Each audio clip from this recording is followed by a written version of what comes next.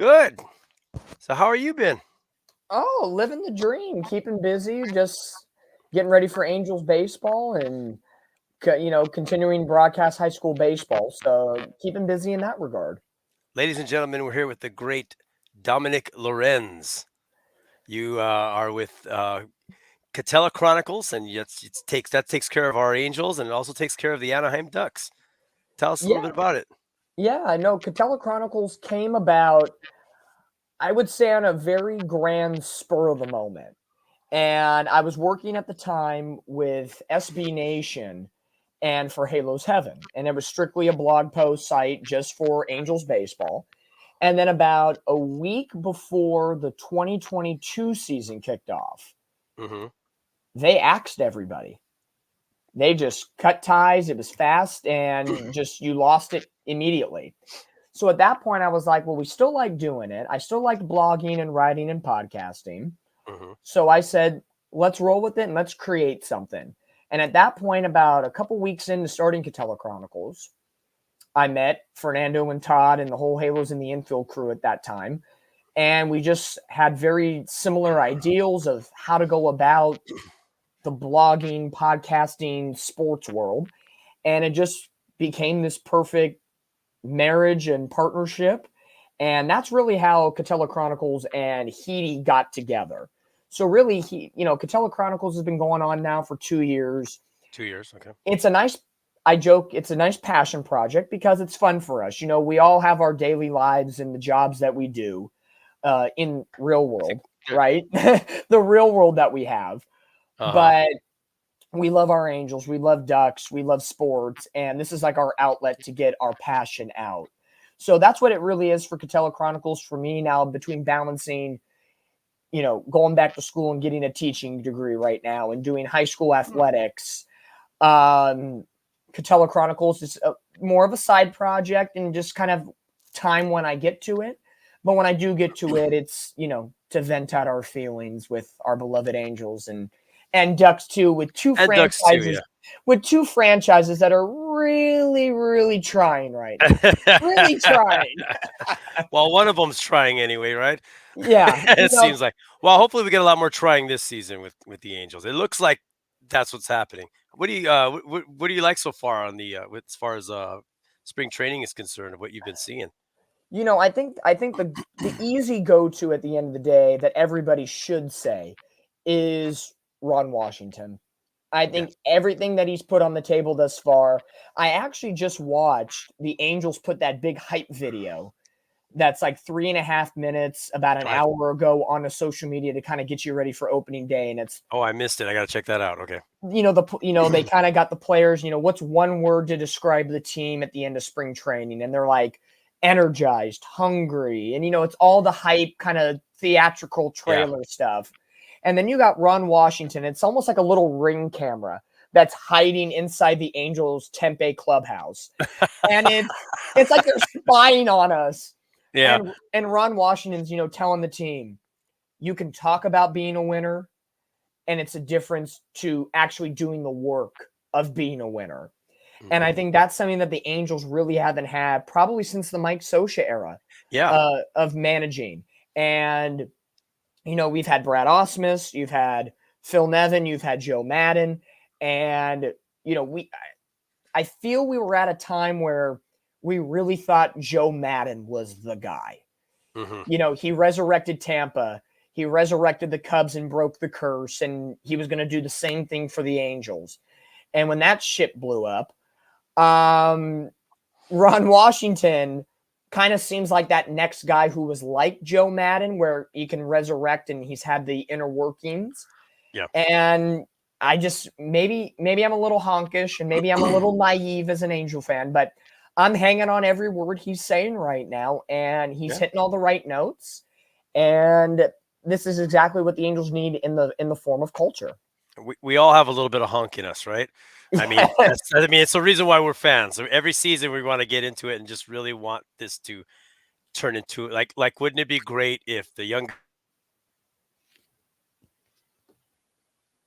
guys get together, click in a place, and Rendon is only out for a couple of months this year, and Mike Trout has a successful season, and and we get progress. I would be more than excited with that. And then you go into the next season with that excitement. Uh, but Yeah, progress, consistency. These are consistency, the yes. these are the things that we strive for as Angel fans because we clearly haven't had that over the last decade since our last postseason run. And I don't really want to call it a postseason run because we got swept out of the Yeah. first round by the Royals, pardon me. So it was really, what was it, 2009, 2010, where the Yes. Angels actually won a playoff game and looked like they were contending. Yeah. So I think just consistency at this point, and talking to Fernando, Rob, and James Gonzalez in the roundtable this evening as we Hmm. record this, I was the betterment of the four opinions in the sense of I think the Angels are going to win 83 to 85 games this year. And again, Hmm. maybe it's a little honkish of me because we're on the eve of opening day and we all have that giddy Christmas Eve feeling of Exactly. Santa's coming to town and Mike Yeah. Trout's back and all the good things that are happening. But the way the team played last year, that was a complete, you know, uncharacteristic big X, let's forget it ever happened, underperforming season. The Angels, I feel, could have won at least 10 games if Ron Washington was the manager on last year's team and not Phil Nevin. Just the way of balancing the bullpen, making in-game decisions. Hmm. And right there, that puts the Angels at 83 wins instead of 73. So that's kind of where I'm basing it off of. You have the dark cloud of Shohei Ohtani gone and in with the Dodgers now. And there seems to be a freeing sense of this team right now. And I don't know if it's back to a 5-man rotation and the DH hole is open and it feels like a regular scheduled program organization now, and you're not hinging on everything Shohei Ohtani does. If his fingernail is not clipped properly, he's going to miss a start and that throws everybody off. Hmm. So there's a lot of different things where I feel maybe being an underdog is a little bit better for this team and not having the pressure of you have Trout and Ohtani and you need to win now. Yeah. Now it's back to the age-old conversation of you're wasting Mike Trout's career. Well, that's Yep. been a conversation for like 7-8 years. So back to business at that point.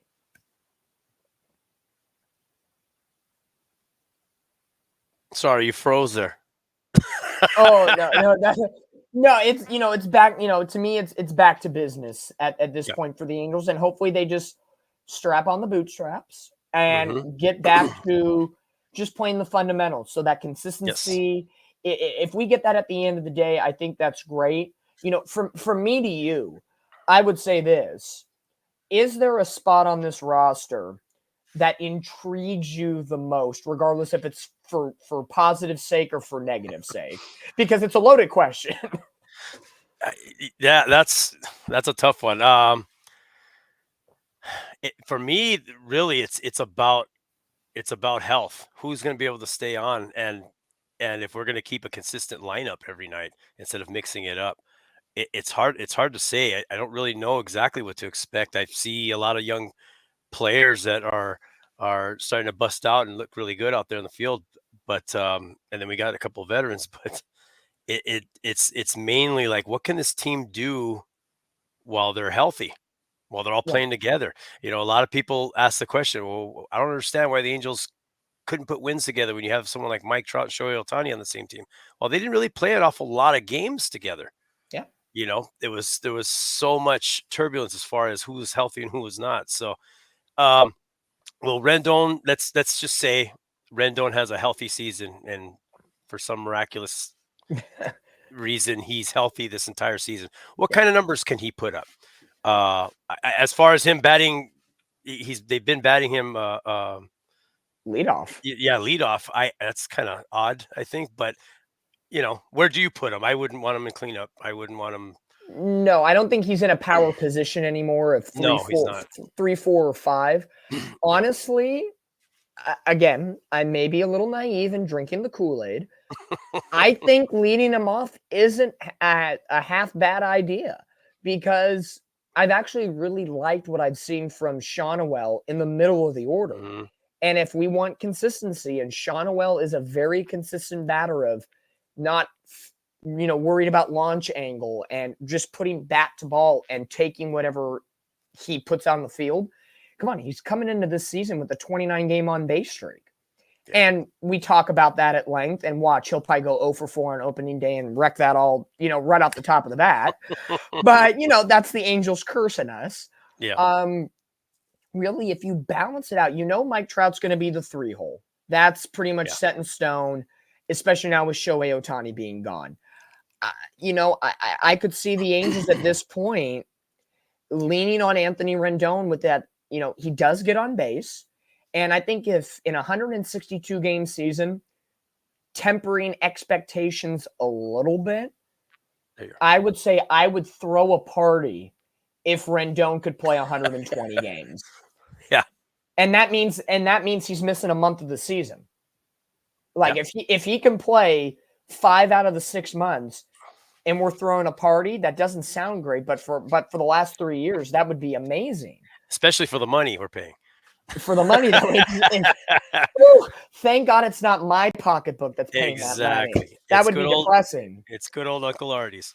Uncle Artie. So I would say, if you have, my starting lineup looks like this. You have Ward in left, Trout in center, and by all accounts, Aaron Hicks is going to be your starting right fielder. He looked the best out of Adele, and Moniak in spring training.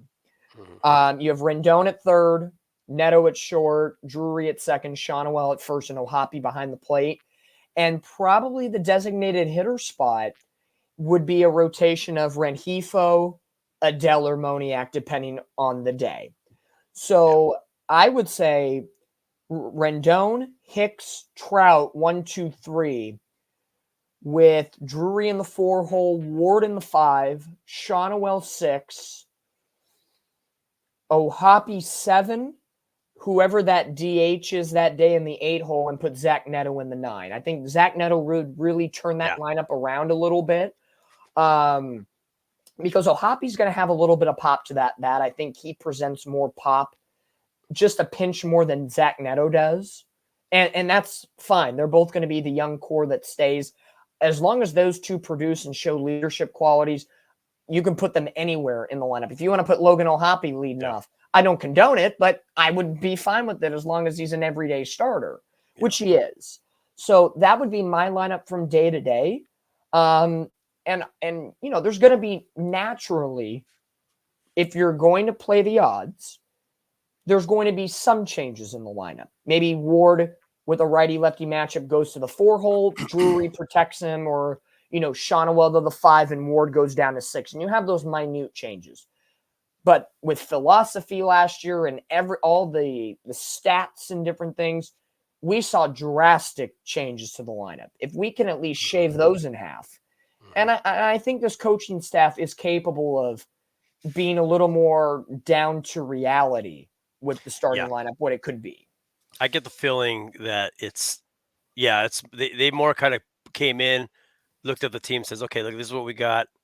Let's get everybody down to the, let's start working on the fundamentals, and let's just kind of piece by piece put this team together. And I would think looking out later in the season on pieces that you need to add or take away or, move on from there. I kind of starting from scratch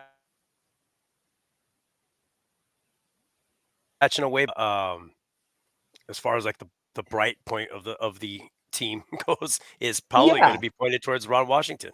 I'm I think more excited about him than I am any other players right now because of the new philosophy that comes in, or a different philosophy, I should say, of ball, which is my favorite. It seems like small ball that we're making contact, get the ball in play. Let's manufacture runs. That I've always been a fan of. I always loved Mike Scioscia's approach, and it seems like that's what we're leaning towards. I just hope that benefits us in the long run. And I think in comparison to the Scioscia era of ball, we don't right now on this team, in my opinion, have a legit, true leadoff hitter. the skeletal structure of a leadoff hitter would probably be Sean O'Well, because he's just a slap hitter, doesn't care about power, he gets on base. In the Scioscia era, you take your pick. Sean Figgins, Howie Kendrick on any day could have been it. Myceres Torres could have been it. Eric Ibar could have been it. You could have taken whoever, choose the lottery of the day. Yeah. So maybe it's expect the unexpected in a positive way with Ron Washington, because I think coming into spring training, we didn't think he was going to put Anthony Rendon anywhere near that leadoff position. We didn't think, Sean O'Well would be in the 6 hole. So I think it's spotting up and putting players in the proper spot at the proper time. And if that's the remedy for success, then I'm all for that. It's not what Phil Nevin put on the table of throwing wet noodles at the wall and seeing what's sticking. There's a difference between a designed plan and just wet noodles at the wall. Every night.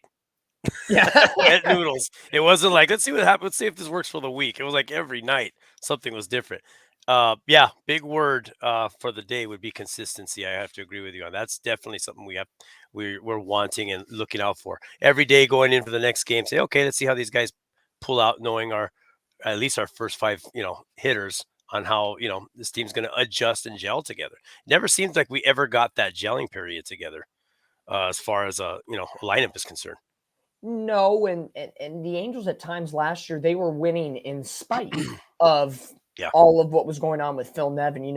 Coming out of the All-Star break when the Angels were making that push before the trade deadline, it was, yes, you saw minimal areas of consistency, and you got it for only a short period of time. And when that well dried up, it was gone for 2 weeks, and then it was too late at that point to rekindle the magic. So I think, and I'm sorry, fans, we talk about it ad nauseum. It's the consistency, and we are who we are at this point. When we have an owner from top to bottom that has the 1 foot in the door, 1 foot out the door, we're going to bandage up this organization with, not the beautiful Band-Aid brand of Band-Aids, but the cheap 99-cent store knockoffs. You kind of have to take what you get at this point. And with the free agent acquisitions that we got this offseason that weren't flashy, but they're not trashy. If they can perform, it's going to be fine. But as always, what it looks like on paper and what it's about to look like in real life can potentially be 2 completely different things. Now, I'm not much of a Ducks fan, but what are your give us a little bit about your Anaheim Ducks and how they're doing this season and what you're expecting from them, hopefully on the turnaround for next year. I know they're not doing too well. No, the Ducks aren't doing well, but a lot of fans are clamoring, this isn't the team we expected. Well, our GM Pat Verbeek has been very clear in saying we are in year 2 of a rebuild. Mm-hmm. Okay, now let me pause right there. If I open up the definition book to Artie Moreno, a rebuild is when you deconstruct a team and focus on the proper young core and build around it and not bandage it.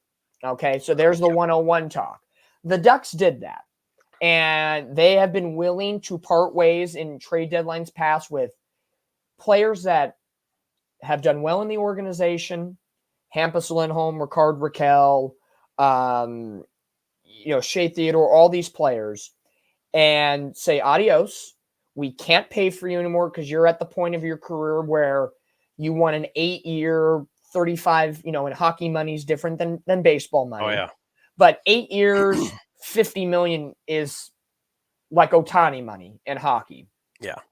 So they were willing to cut ties, and it sucked for the fans, but we knew what was coming. The Angels had their the Ducks had their heyday from the championship run of 06-07 to pretty much the mid-2010s. There was a good 8 consecutive seasons where it was Pacific division title, second round of the playoffs, Western Conference Finals.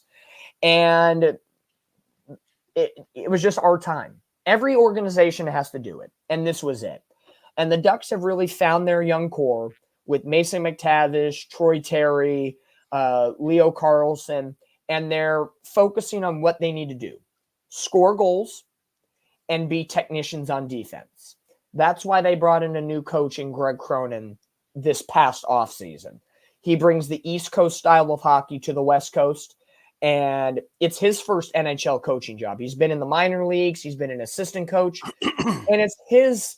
So while you're rebuilding, you're bringing a coach that's going to be youthful as well in understanding what it takes to be in the NHL. And I think it's growing pains. The Ducks have great ownership, great leadership at every level. The Samueli ownership, the GM in Pat Verbeek, the head coach in Greg Cronin, the leaders on the team in Frank Vetrano and Ryan Strome, who have played on the East Coast and been in playoff hockey. And it's going to trickle down slowly but surely. And there have been great moments on this Ducks team this year. Heck, first month of the year was a little bit of a mirage. Ducks won 7 games in a row. It was fantastic. They were beating contending teams like Vegas and Boston and New York.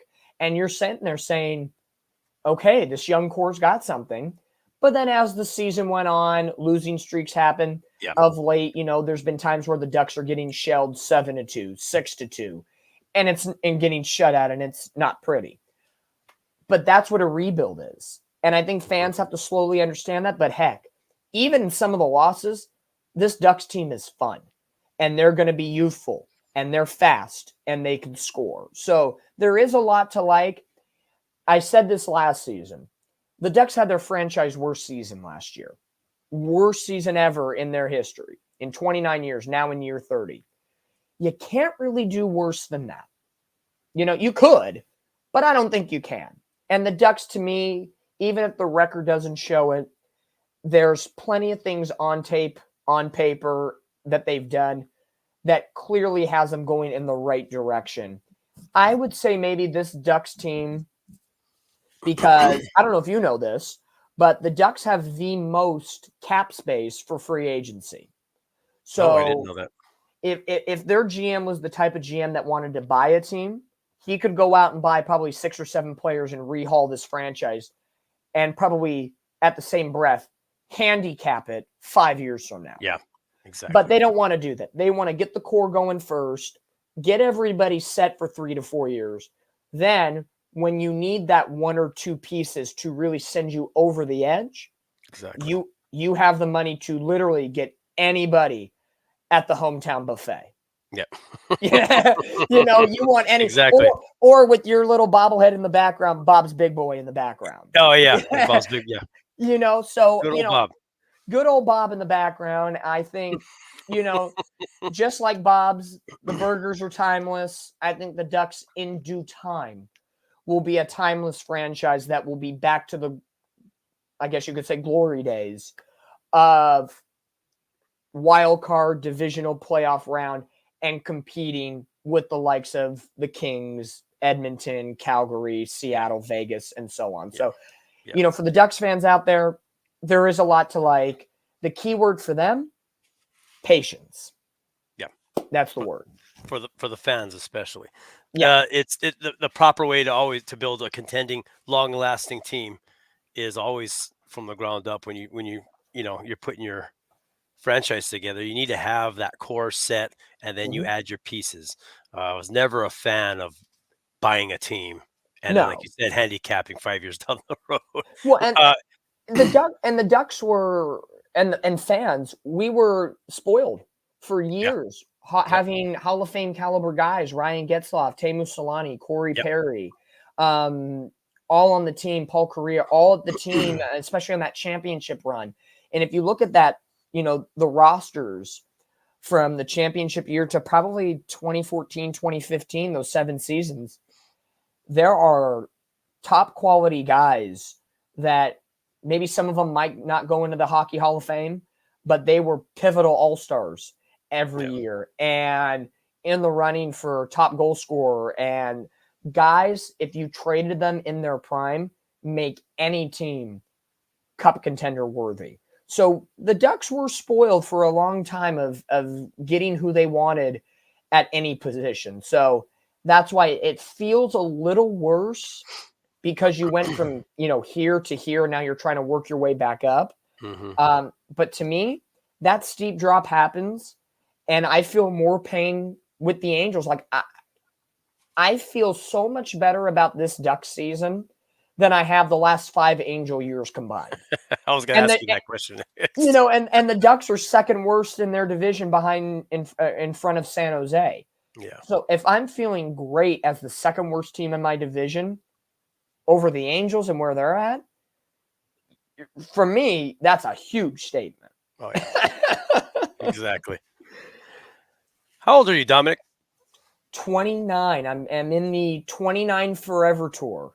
The 29 Forever Tour. Yeah. Hang on to that 29 as long as you can. Exactly. So it's the rock show, the rock show that's never going to end. So next year will be, Yep. the second leg of the tour, then the third leg of the, it's just going to keep continuing. But no, just had a birthday back in February on the 25th. So fresh 29. Nice. When would you say, I've asked this for all the guys, when would you say was the time you called yourself an official Angels fan? What time in your life? I was super young, probably around 2000. So I was about 5. And the easy go-to answer probably would have been, 2002 when they won. Of course. Yeah. I was watching games because back then was when the Angels had selected games on KCOP 13. Yeah. Or even throwing it back. Remember when they went to Minnesota or Toronto? Whenever it was on Channel 30, like PAX TV. Hmm. I would watch those games because, back in the day, we didn't have all the cable channels when I was super young. So you coveted those games. And even sometimes Freeway Series, you would watch, on the Dodgers KCAL 9 with Vin Scully and stuff like that. So early on, I had my Troy Gloss jersey. I was a big fan of, David Eckstein. I was the Oh, yeah. short kid. I was the short kid growing up in school. I was short, skinny, but I was fast. So that's why I always gravitated to the David Ecksteins of the world and the Sean Figgins and the Adam Kennedys. So I would say 2000, but the moment, like any Angel fan, vividly I remember Game 7 of the World Series. Great time to be alive. I was 7 in my jersey with my, little inflatable Angel bat, Hmm. crisscross applesauce in front of the TV. While, by the way, my mom is on the couch behind me with the horrible flu. Oh So boy. so she's celebrating by puking. I'm celebrating by watching TV. She's gonna kill me for saying that, but it is what it is. We're all celebrating. She's on her ass and she's just, it's awful, like the flu. Yeah. So there's vivid memory of that. So, that team was, something, and it's funny, now with these little, devices, we can Hmm. go on YouTube and look back at all the highlights and just Yep. watching highlights of that World Series run. And it really stuck to me during COVID because my trajectory career-wise was out of college. I broadcast. I was a minor league broadcaster in the Padres organization for 3 years, and then change of management. I got cut loose, and I ended up taking my talents to the Mariners organization with their single A team in Charleston, West Virginia. Hmm. So a completely different change. That was the first big move for me because I went to Cal State Fullerton. I commuted from Corona to Fullerton. So for me, it was okay, whatever. The Yeah. 9157. You want to, Oh yeah. that was a daily fight every single day. I used to drive that 57 every day. Hated it. Yeah. So the 91, just getting past the 241 is awful. For those that live in SoCal and know what we're talking about, it takes you 2 hours in the morning just to get into Orange County. But Yeah. making that first big move to the East Coast and getting acclimated to that, and then COVID hitting, and basically being by myself. Yeah, I had some coworkers, but family was all on the West Coast. I was by myself, and seeing reruns of the Los Angeles Lakers with Kobe and the back-to-back in 09-10, and, going on my computer and, going on the Bally Sports West app, and they're showing the Angel 2002 run. Yeah. I looked at it from a different angle, from being a kid to being an adult. And I really said to myself, holy crap. I didn't, as a 7-year-old, you don't understand the gravity of what that championship was to now.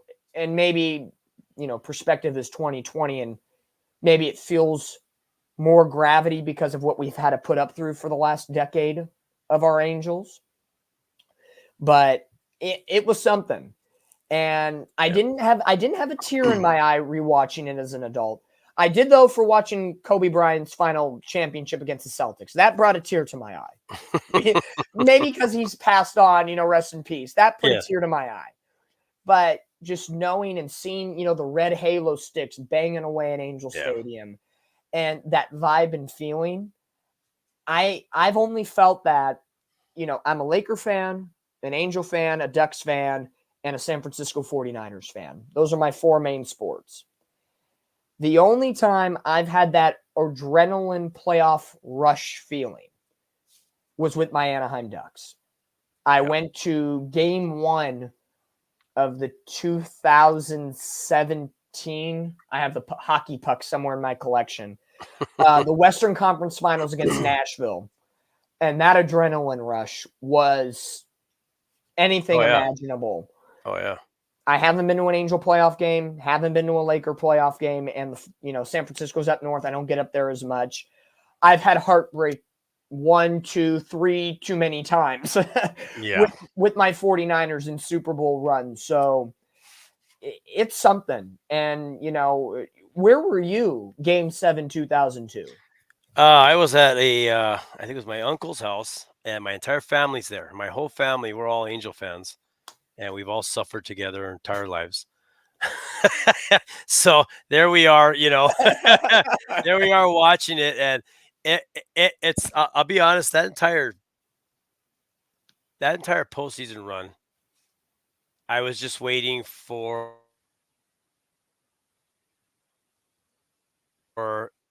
lost and get eliminated, right? So, first round, second, I was just waiting for it. Never happened. Never came. We lose the first game, come back. We were backs against the wall, come back kids.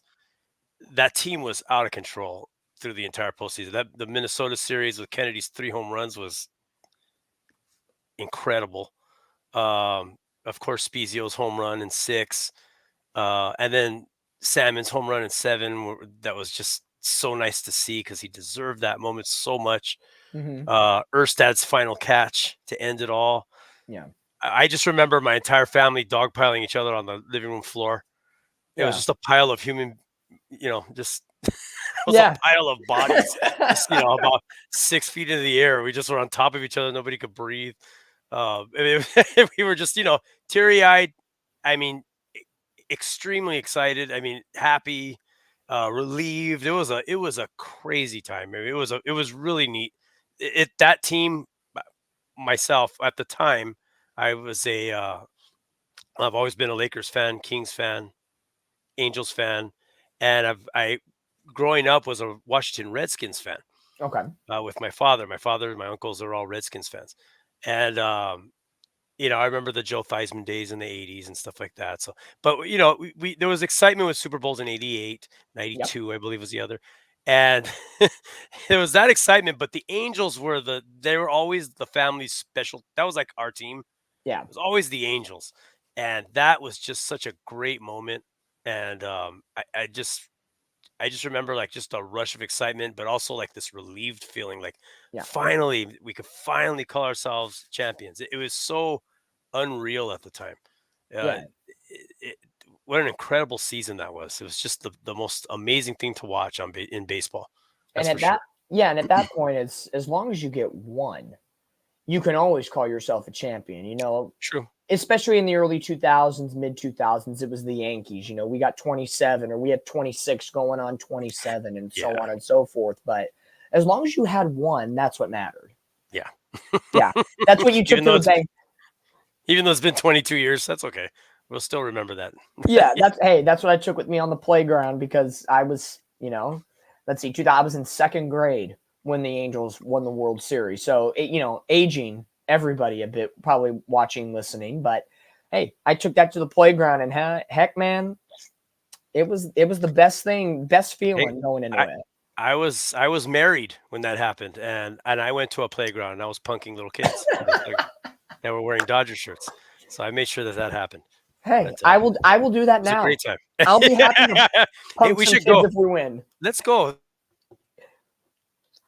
I have no problem. They deserve. So, Dominic, hey man, so great talking to you. Hey, real quick before we close up, Yes, who's your sir. all time favorite Angel? Could be before your time, Oh, all again, time. get loaded question to wrap things up because I said it, Eckstein, Figgins, Kennedy, those were the Yeah, ones I kind of greats. modeled my Love game, all those guys. because again, I was the short, tiny kid that was the speedster, and you know, I'm gonna ride the fence, and I'm gonna give you two. Okay. Because I just feel my heart's in two different places, almost like Kobe Bryant with how do you separate number 8 from 24? So Yeah. that's kind of how my angle is. I think forever and always, Mike Trout's going to have a piece of my heart. Yeah. I think he's one of the greats of all time. How he came on the scene, what he's done for this franchise, and yes, he hasn't won anything. What he's done for this franchise, even he's not the leader that everybody thinks he should be. Yeah. What he does, how he presents himself in on and off the Yeah. field with his faith Exactly. and everything else, always a model human being. And Class act. and everything I hear about him off the field. There's a player on the high school team for the Huntington Beach Oilers that I broadcast for. One of their outfielders and pitchers went fishing with Mike Trout on a whim. It wasn't just him and Mike Trout, but with a group of people and stuff. And he told me, he said, he is as advertised. We didn't Yep. talk a single thing about baseball, and he's just as advertised. So Mike Trout, no doubt, will always have my heart. And I think just going back and looking to me when I played baseball, little league as a kid, I probably would have to say Sean Figgins. Get Figgy with it was just Get a figgy with it. Yeah. guy where, switch hitter. Yeah. I'm a righty, so I was always a righty hitter. I wasn't a lefty, but I would try every once in a while in the batting cages to try to hit lefty, and that prototypical Sean Figgins stance, just kind of rest the bat on the Yeah. shoulder and pick it up and then drive it. Exactly. Emulate that a little bit, and just to be as multi-purpose as he was in the outfield, in the infield, and be kind of that coach's dream of utility. And I always like how he approached the Yep. game as well, and he would be Ron Washington's dream. Oh yeah. Can you imagine having Sean Figgins in his prime right now on this team? That would be really nice. and to think we let Figgins go for Brandon Wood. Yeah. We could probably have a whole nother conversation of the what ifs in the Angels franchise. Oh god, that's a whole other channel there. That's a whole nother channel, but I would say growing up it was Figgins, and once, always, and forever it will be Mike Trout. And if there's someone for the future, I'll say Logan O'Hoppe. I like how he's coming onto the scene right now, and I met him when he was rehabbing last year with the 66ers, and he could run for president. I'd vote for him. Mm. Yeah, he just has that perfect, I don't want to say perfect, no one's perfect in life, but he has that as perfect as you can get mentality, demeanor of winning with the humanity side of things. And I really like what I see from him, and everybody that I hear from within organizations and media say it is legit. So maybe not their prototypical answer, but Figgins as a kid, Trout forever and always, and looking into the future, Logan O'Hoppe. All right, that sounds good. Hey, we're gonna wrap it up, Dominic. Thank you so much for coming on Cup of Joe. I really appreciate it, and we'll be seeing a lot of each other soon, right? Absolutely, Todd. Hopefully, with some good news. Well, that, and Todd and I would love to have you on when we do our live streams. We're going to try to do 1 or 2 a month when he and I are in the, the bunker. I'm sorry, I mean, Todd's studio. Yeah, A in the bunker. bunker, in the locked bunker that he keeps me in for those It's a 3 hours. it's an underground. Nobody knows that, but it's this underground bomb shell bunker that he has, and I think the remains of Adolf Hitler are still in there. And maybe a small piece Yeah, of maybe Artie Moreno's mindset. And we need to take that out of the treasure trove and put it reinsert the chip back into his mind. exactly. But we want to have you on as a guest, for those live streams, make it as interactive as possible. But looking forward to a great Angel season. For the Ducks fans out there, I know you're a Kings fan, so you're hopefully on your way. I'm on You're my on own. you're on your own, but you're on your way to a playoffs potentially. So best of luck. I know Kings and Ducks fans shouldn't get along, but best of luck. You got to tip your hat at some point. Exactly. But looking forward to a great Angel season. Happy opening day, to you. It should be a national holiday. It should Um, be. yeah, I would love for it to be, but I tip my cap to you, Joe, and let's enjoy baseball and just having sports back on a Yep. consistent basis. Exactly. Exactly.